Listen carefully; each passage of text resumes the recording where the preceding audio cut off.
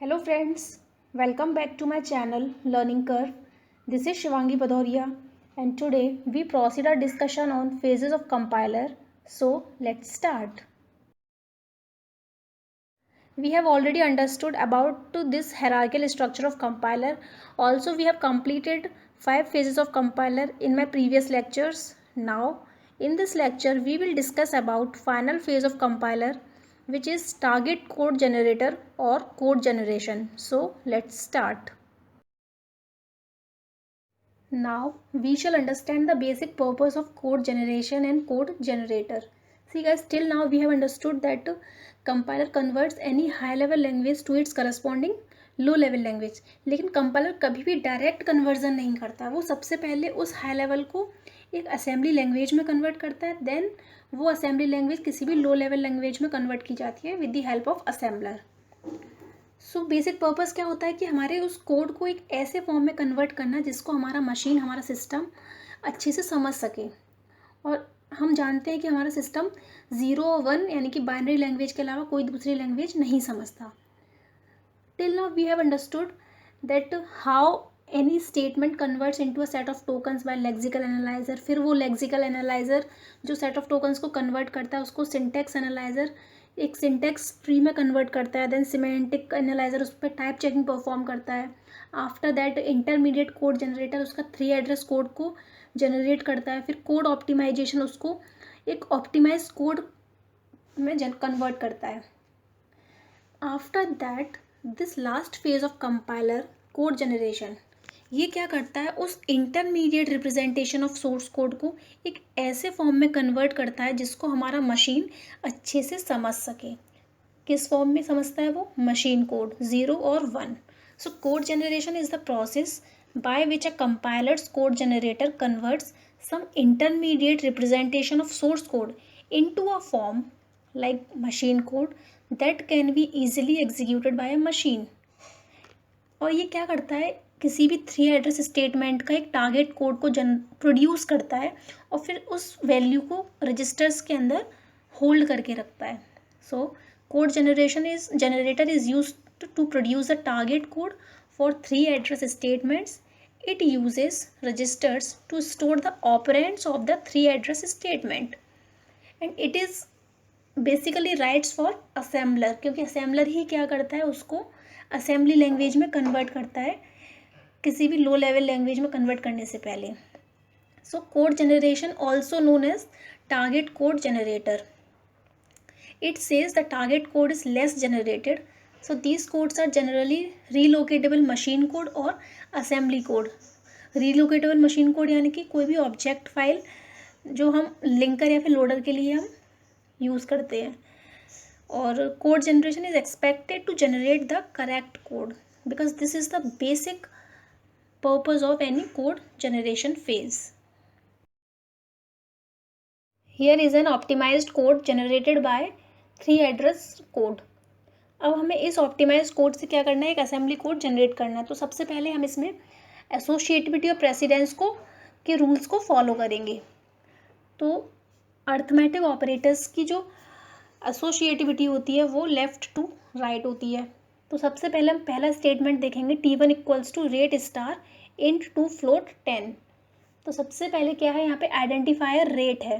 तो रेट को हम रजिस्टर R1 में क्या करेंगे, मूव करेंगे. तो हम यहाँ असेंबली कोड को देखेंगे तो मूव एफ रेट R1, ये रिप्रेजेंटेशन होता है असेंबली कोड का.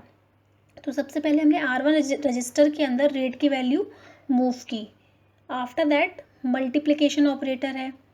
अब क्या किया, मल्टीप्लाई हमने किसका किया है, उस R1 के अंदर जो वैल्यू है उसका मल्टीप्लाई हमने कांस्टेंट वैल्यू 10 से किया हुआ है. Then multiply F hashtag 10 R1.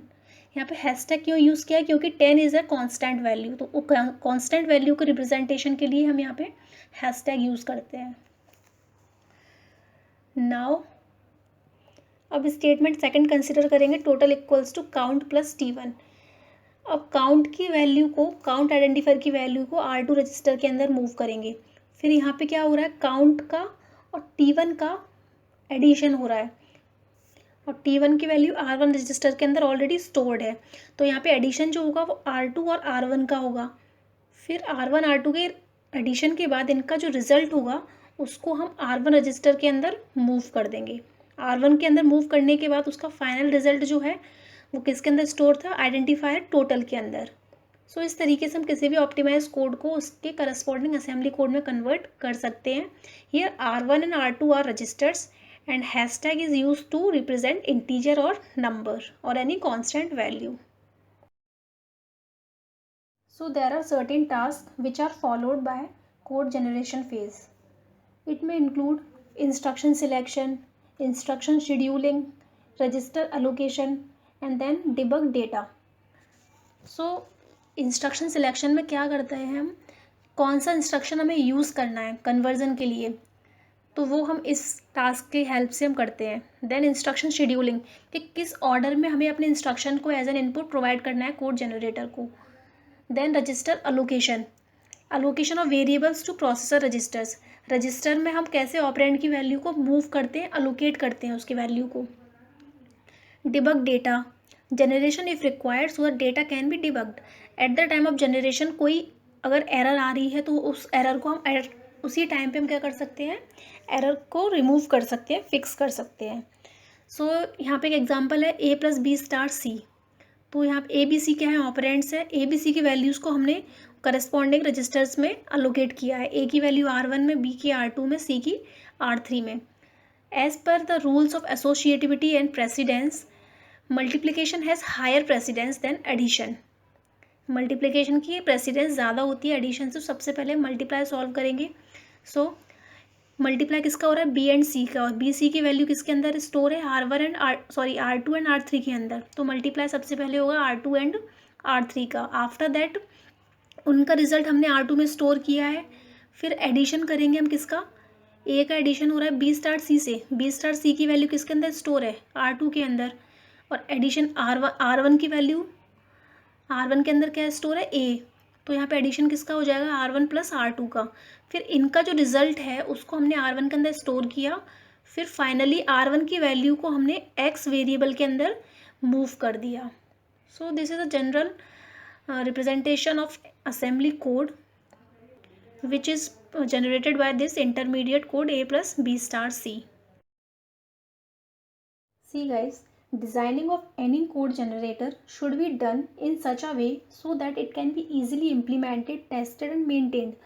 यानी कि जब हम किसी भी कोड जनरेटर की डिज़ाइनिंग करते हैं तो उसको हम इस तरीके से करते हैं कि उसको हम ईजिली इम्प्लीमेंट कर सके, मैनुअली उसका इम्प्लीमेंटेशन हो सके, उसकी टेस्टिंग हो सके और उसका मेंटेनेंस प्रॉपर वे में हो सके.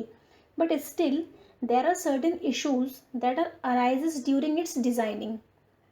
Number 1, input to code generator. It means कि हमें कोड जनरेटर को क्या इनपुट देना है. इनपुट हमारा कोई भी इंटरमीडिएट कोड हो सकता है which is in the form of linear representation और in the form of tree form. इसको इनपुट प्रोवाइड करते टाइम हम ये मान के चलते हैं कि वो इनपुट कैसा है, वो टाइप चेक्ड है, उसमें कोई भी एरर्स नहीं है. Next, target program. Target program यानी कि क्या आउटपुट हमें मिलना है. आउटपुट हमारा एब्सोल्यूट कोड हो सकता है, कोई भी रिलोकेटेबल मशीन कोड हो सकता है या फिर कोई भी असेंबली कोड हो सकता है. एब्सोल्यूट कोड यानी कि .exe फाइल, एग्जीक्यूटेबल फाइल जो जनरेट होती है. रिलोकेटेबल फाइल यानी कि object file which is used for linkers और loaders. Getting. Next, memory management. In memory management, memory जो मैपिंग होती है, mapping front end and back end दोनों में ही होती है. फ्रंट एंड यानी कि जो एनालिसिस फेज होते हैं हमारे, लाइक लेक्सिकल, सिंटैक्स और semantic. Back end generation phase होते हैं जो code intermediate code generator and then code optimization and then code generation. Mapping हम दोनों फेजेस में करते हैं. Next, instruction selection. Instruction selection basically done by code generator, कि हमें कौन सा इंस्ट्रक्शन यूज़ करना है और किस ऑर्डर में उस इंस्ट्रक्शन को हमें देना है कोड जनरेटर को. Next, register allocation issues. ये भी एक इशू है कि मतलब अपनी वैल्यू को हमें रजिस्टर ऑपरेंड के अंदर होल्ड करके रखना है कि फिर मेमोरी ऑपरेंड्स के अंदर होल्ड करके रखना है, क्योंकि रजिस्टर जो होते हैं वो फास्ट होते हैं और मेमोरी जो होती है हमारी स्लो होती है. Next, evaluation order. गाइज, एक चीज़ नोटिस करना कि हमारे जो कोड जनरेशन की जो एफिशिएंसी है, जो टारगेट कोड की एफिशिएंसी है, वो इस चीज़ से भी अफेक्टेड होती है कि उन एक्सप्रेशंस का, उस स्टेटमेंट्स का इवेल्यूएशन ऑर्डर क्या है. तो हमें इवैल्यूएशन ऑर्डर को भी कंसिडर करना है, किस ऑर्डर में अगर एक्सप्रेशन को अपना इवैल्यूएट करेंगे तो उसकी इवैल्यूएशन से हमारी इफ़िशियंसी पे कितना फ़र्क पड़ रहा है, तो इस चीज़ को भी हमें कंसिडर करना पड़ता है. So what is the basic approach of any code generation issue? It is the code generator must always generate the correct code because this is the final outcome of any source code. इसीलिए compiler क्या करता है, किसी भी source code को target code में convert करता है. तो ये कैसा होना चाहिए, करेक्ट होना चाहिए, एग्जैक्ट होना चाहिए. So till now we have completed all the phases of compiler from lexical to code generation phase. Now in my next videos we will discuss about parsing techniques and so on. So guys, if you like this video, please hit the like button, comment below and share it with your friends more and more. And if you are watching my channel, my video first time, so please subscribe my channel and hit the bell icon to get the latest notifications about my upcoming videos. See you soon guys. Stay home, stay safe. Thank you.